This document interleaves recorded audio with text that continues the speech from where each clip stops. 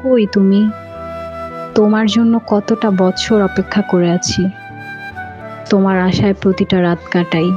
আমার ঘুম হয় না। কবে তোমার দেখা পাবো? ম্যাডাম, আসসালামু আলাইকুম।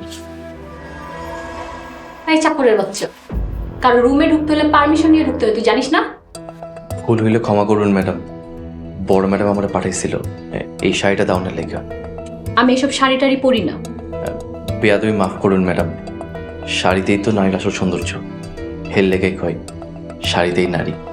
আমি বলেছি না এসব পরি না, যা এখান থেকে। ম্যাডাম, ছবি তো কথা কইতে পারেন না, কালারের কথা কন।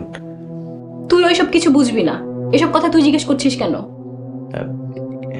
এমনি জানতে ইচ্ছে পেলো ম্যাডাম, তাই জিগাইলাম। ছবির পোলাটা তো কথা কইতে পারে না, আপনি একলা একলা কথা কইয়া কি মজা পান? তুই কি বললি? ছবির উনি পোলা? উনি আমাদের ভবিষ্যৎ উত্তরসূরি, আর তুই ওনাকে পোলা বললি? দেখা তো পোলাই মনে হইলো ম্যাডাম। আর একবার এই কথা বললে আমি তোর জিভ কেটে ফেলবো। ম্যাডাম, উনারে কিছু কইলে আপনি জলে কেন? তুই চাকর আছিস, চাকরের মতোই থাক।